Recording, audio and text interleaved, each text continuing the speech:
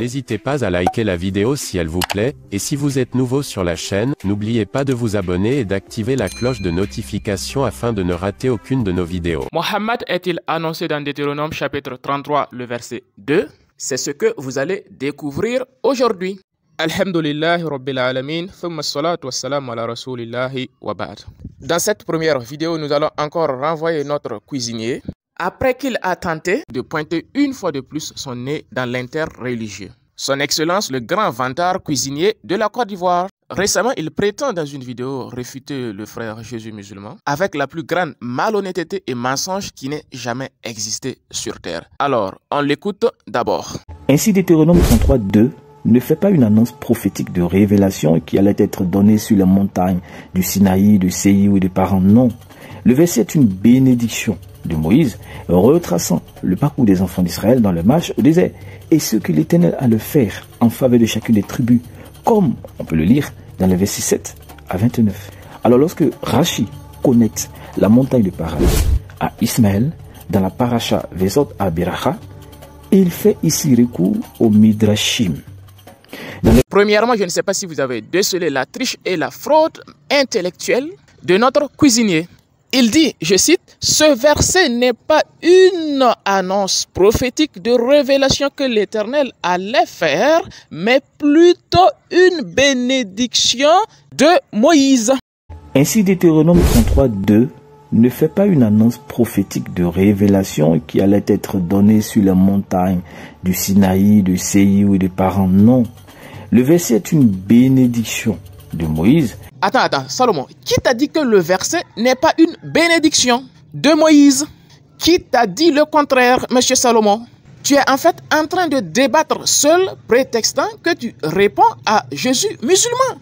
Le frère Jésus musulman ne t'a jamais dit qu'il ne s'agit pas d'une bénédiction. Mais ce que tu caches aux gens est que le verset n'est pas une simple bénédiction, mais une bénédiction à caractère prophétique, monsieur Salomon. C'est une bénédiction prophétique. Alors, première preuve qu'il s'agit d'une bénédiction à caractère prophétique, c'est Salomon lui-même qui va nous fournir cette preuve. Il va lui-même se faire clouer en nous disant que le verset est une bénédiction de Moïse. Je répète, une bénédiction de Moïse retraçant le parcours des enfants d'Israël dans le désert et une annonce de ce qui allait advenir dans le futur. Monsieur Salomon, on t'écoute. Le verset est une bénédiction de Moïse, retraçant le parcours des enfants d'Israël dans le marche au désert, et ce que l'Éternel a le faire, en faveur de chacune des tribus, comme on peut le lire dans les versets 7 à 29. Comme vous venez de l'entendre, il reconnaît lui-même que le verset est une bénédiction et une annonce de ce que l'Éternel allait faire dans le futur. Ou bien, Salomon, tu ne connais pas ce qu'on appelle une prophétie? On est en face d'un mec qui ne connaît même pas ce qu'on appelle une prophétie, qui dit des choses qu'il lui-même il ne maîtrise pas. Alors, Salomon, voici la définition d'une prophétie bibliquement. Salomon, Habakkuk, le chapitre 2, le verset 2 à 3. L'Éternel m'adressa la parole et dit: écris la prophétie, grave-la sur des tablettes afin qu'on la lise couramment, car c'est une prophétie dont le temps est fixé. Elle marche vers son terme et elle ne tardera pas. Si elle tarde, attends-la, car elle s'accomplira certainement. Habakkuk le chapitre 3, le verset 2. Éternel, j'ai entendu ce que tu as annoncé. Je suis saisi de crainte. Accomplis ton œuvre dans le cours des années. Ô Éternel, dans le cours des années, manifeste-la. Mais ta colère, souviens-toi de tes compassions. Donc, une prophétie, c'est quelque chose qui est annoncé par Dieu à l'avance et qui devrait être lu en attendant son accomplissement, monsieur Salomon. Comment tu peux être si ignorant et si contradictoire jusqu'à ce point? Tu ne connais même pas la définition d'une prophétie, monsieur Salomon. Bref, en d'autres termes, lui-même, il s'est contredit dans sa propre ignorance. Il s'est démasqué dans sa propre ignorance sans le savoir. Il reconnaît que c'est une bénédiction et une annonce de ce qui allait se passer dans le futur ou ce qui allait être réalisé dans le futur. Le verset est une bénédiction de Moïse, retraçant le parcours des enfants d'Israël dans le marche au désert. Et ce que l'Éternel a le faire, et ce que l'Éternel a le faire, et ce que l'Éternel a le faire en faveur de chacune des tribus, comme on peut le lire dans les versets 7 à 29. Mais oui, c'est clair. Alors, la deuxième preuve qui prouve qu'il s'agit d'une annonce prophétique, c'est Rachi lui-même, M. Salomon. Tu as prétendu que Jésus musulman aurait biaisé Rachi et la tradition juive et n'aurait rien compris. Alors, c'est ce qu'on va voir. Ouvrons d'abord Rachi, Deutéronome le chapitre 33, le verset 1. Qu'est-ce que Rachi nous dit? Comme miroité à l'écran, Rachi nous dit: et c'est la bénédiction où Moïse a béni les enfants d'Israël avant sa mort, c'est-à-dire tout près de sa mort, car, dit-il, sinon maintenant, quand Rachi apostrophait le Sifri Devarim 342. Alors, M. Salomon, que nous dit le Sifri Devarim 342 apostrophé par Rachi? Et lorsque nous glissons vers le Sifri Devarim 342 cité par Rachi, qu'est-ce qu'il nous est dit? Comme affiché à l'écran, il est dit avant sa mort. Cela voudrait-il à l'esprit que Moïse a béni Israël après sa mort? Quelle est alors l'intention de avant sa mort?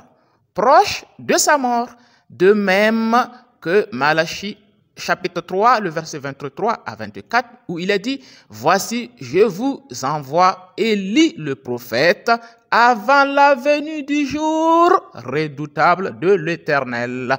Cela vous viendrait-il à l'esprit qu'Éliaou prophétiserait à Israël après la venue du jour? Quelle est alors l'intention avant la venue du jour?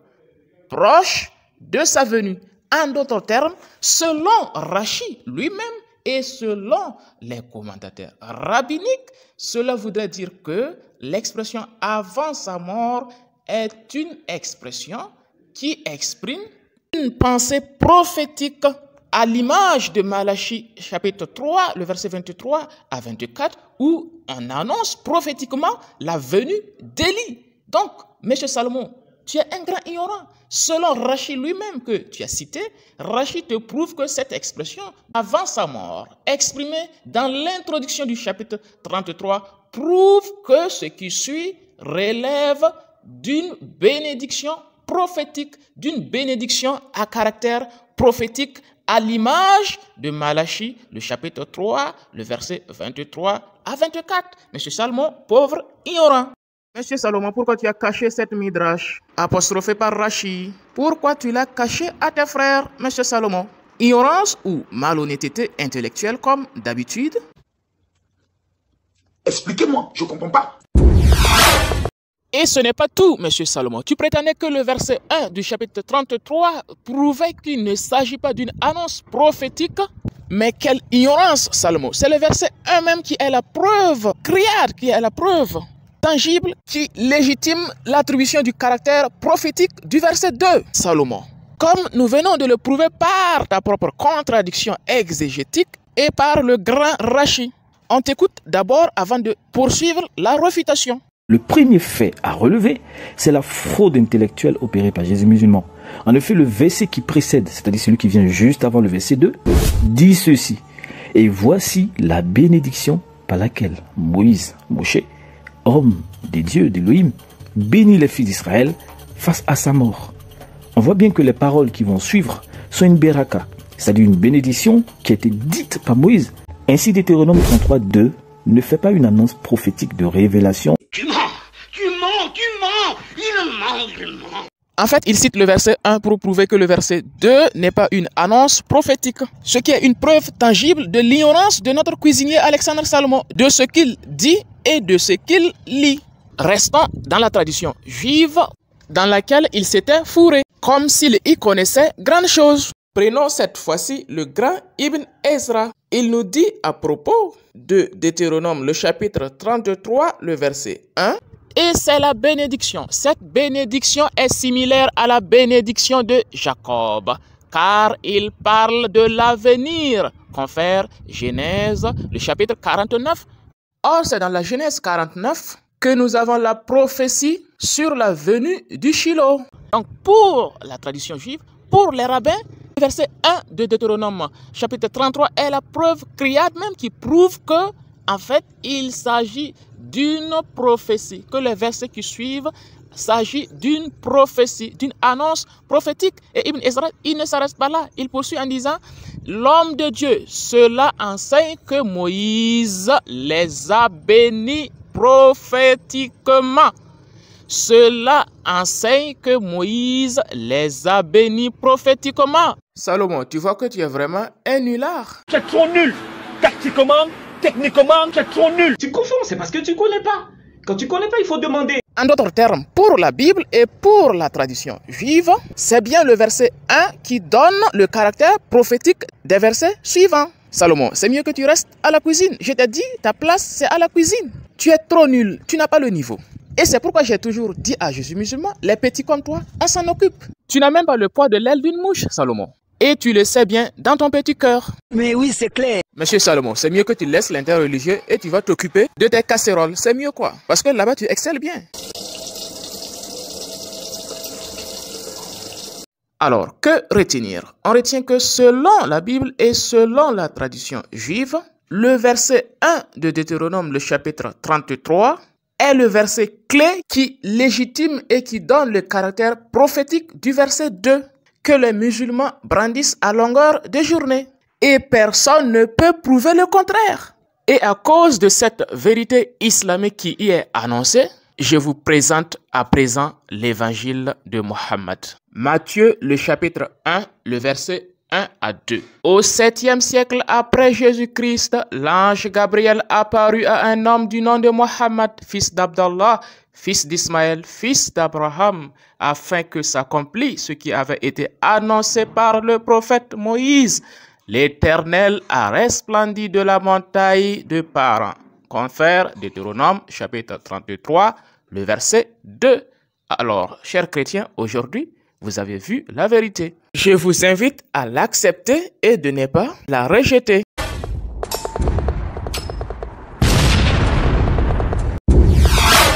Ensuite, écoutons la question niveau CP1 que Salomon pose au grand frère Jésus musulman. Par ailleurs, puisque Jésus musulman cite le commentaire de Rachi à propos du mont Paran et le refus des enfants d'Ismaël de la Torah, puis en déduit que Rachi n'a aucune preuve de cela et ne voudrait pas se convertir à l'islam, alors pourquoi Jésus musulman ne cite pas dans le même commentaire de Rachi ce que ce dernier a dit à propos du mont Séhi et du refus des enfants des eaux d'accepter la Torah? Pourquoi il ne va pas plus loin en citant les Midrashim qui indiquent que cela inclut non seulement les Ismaélites et les descendants des Saves, donc des eaux, les Édomites, mais également toutes les nations. Ainsi, Rachi aurait vu la vérité des bouddhistes et il aurait refusé de se convertir au bouddhisme. Il aurait vu la vérité des animistes et il aurait refusé de devenir l'un d'eux. Enfin, si on suit le raisonnement de Jésus musulman, un raisonnement tiré par les cheveux. Avant de réfuter cette partie, écoutons d'abord un mensonge de Salomon sur Jésus musulman. Suivant les Midrashim, quand Rachi indique que l'Éternel s'est adressé aux descendants d'Ismaël pour qu'ils l'acceptent, c'est-à-dire la Torah, mais ils n'en ont pas voulu, il ne s'agit pas d'une lecture péchate ou littérale du verset. Non.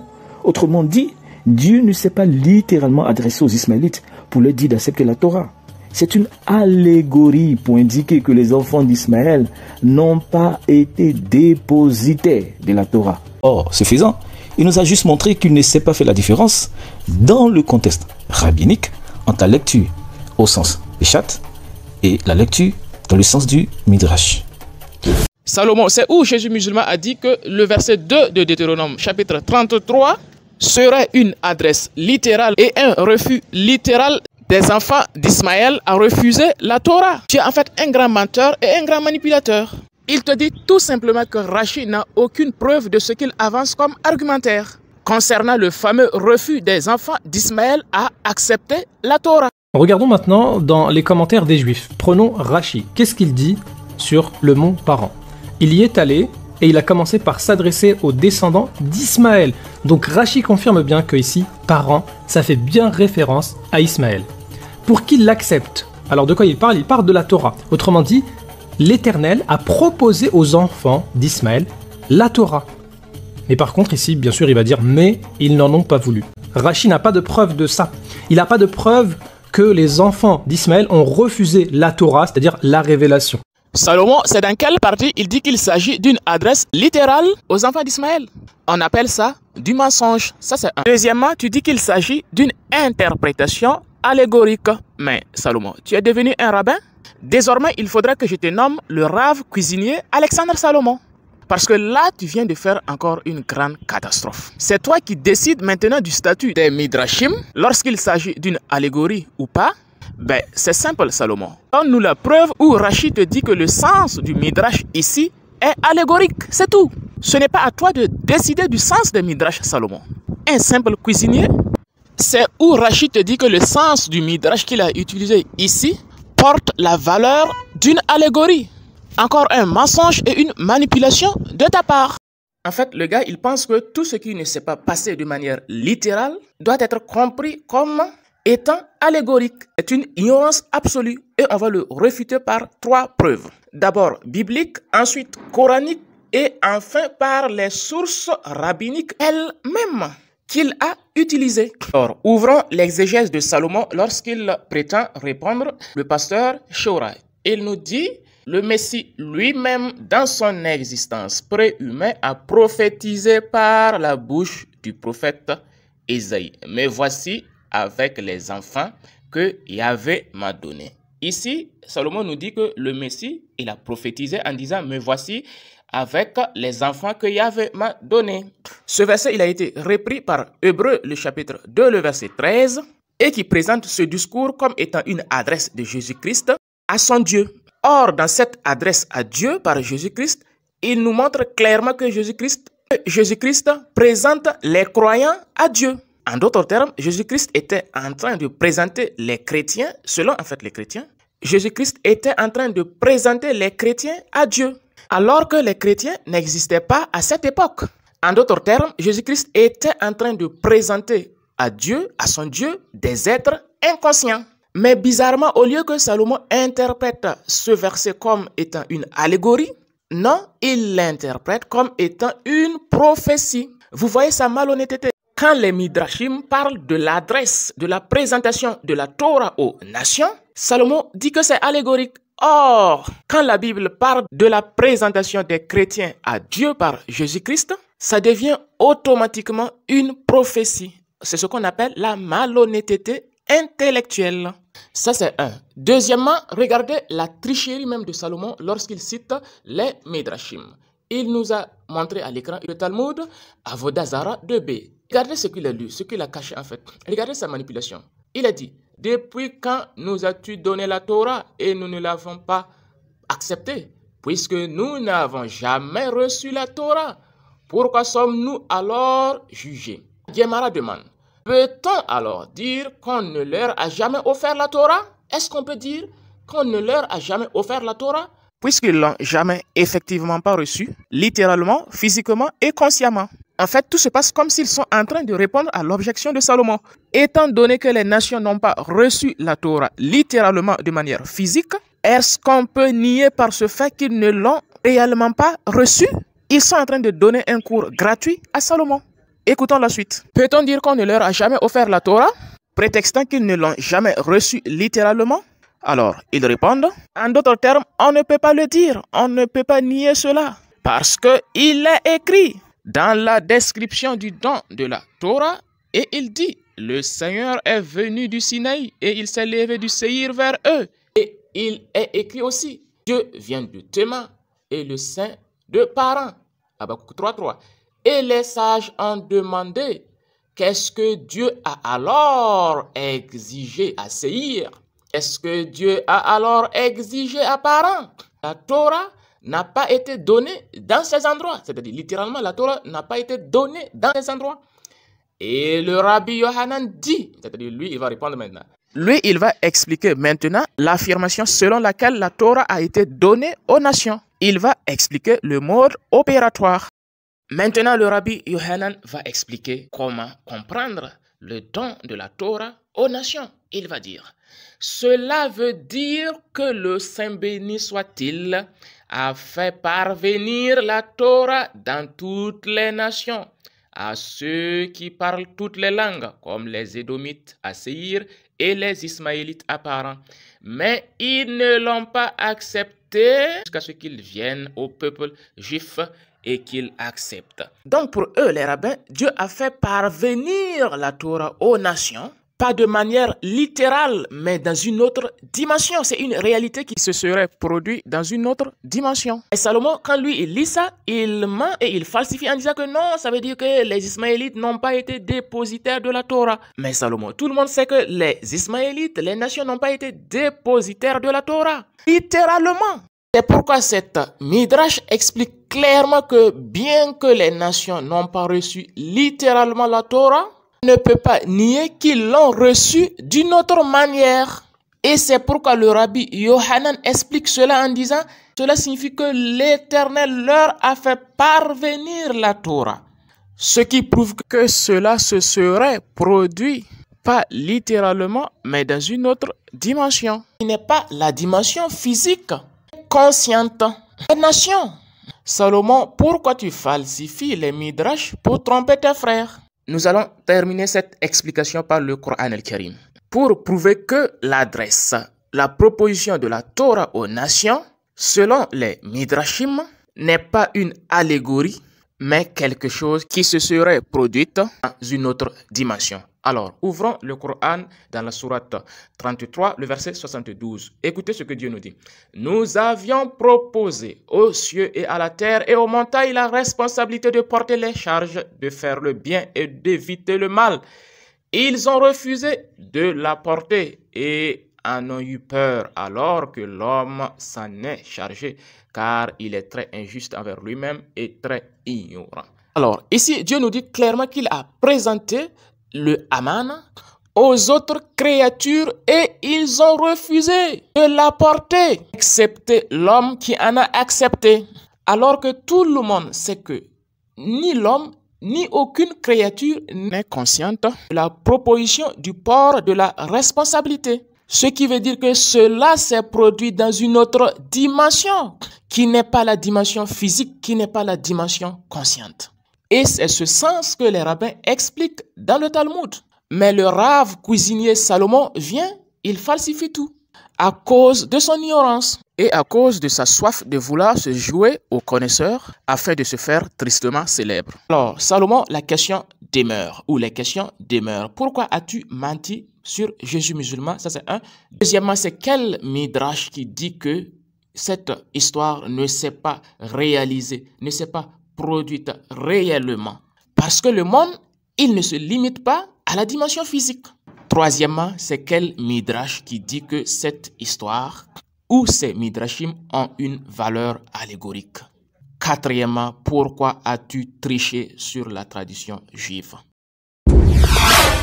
Enfin, il pose la question à Jésus musulman, lui disant pourquoi il n'est pas allé loin dans son raisonnement en mentionnant le don de la Torah à Séir et le don de la Torah aux nations.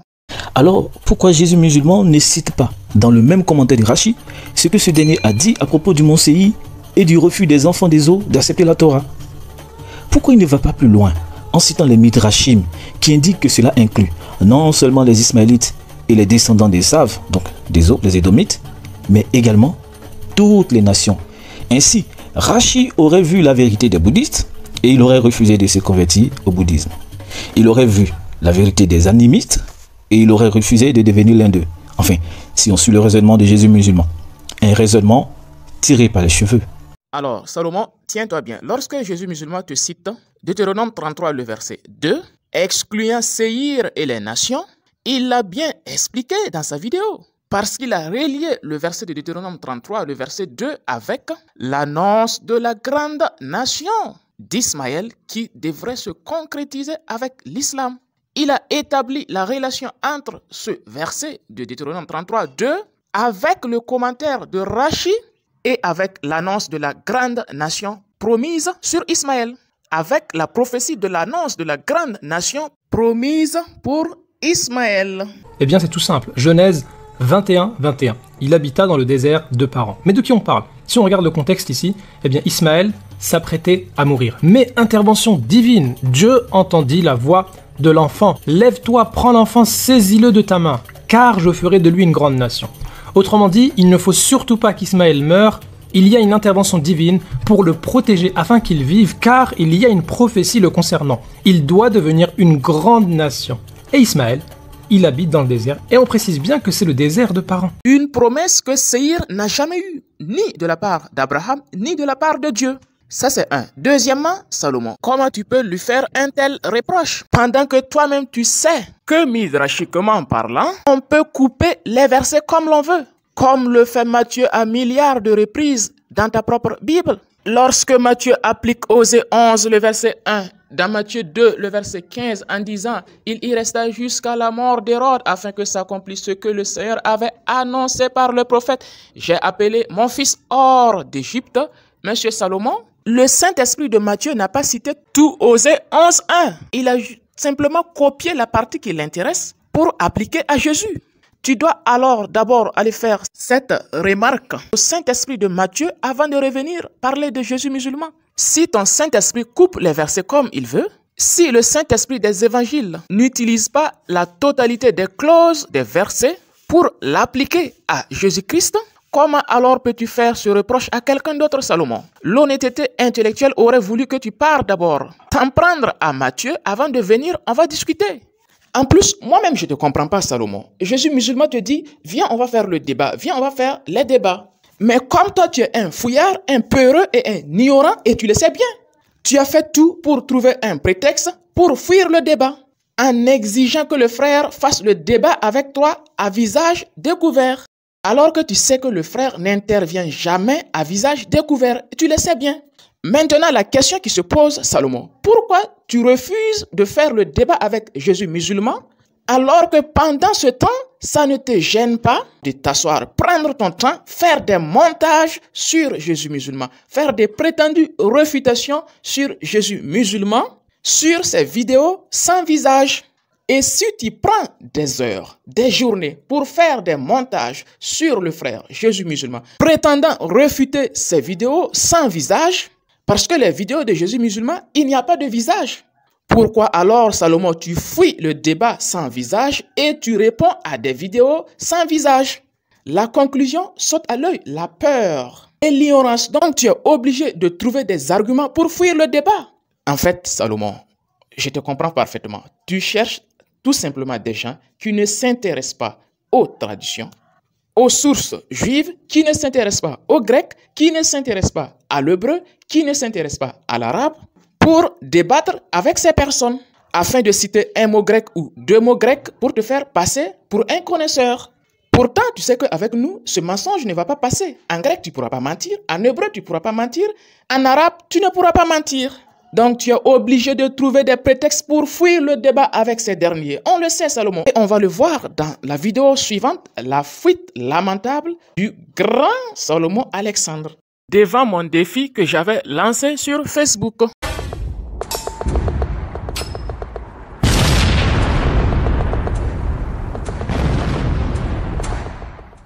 N'hésitez pas à liker la vidéo si elle vous plaît, et si vous êtes nouveau sur la chaîne, n'oubliez pas de vous abonner et d'activer la cloche de notification afin de ne rater aucune de nos vidéos.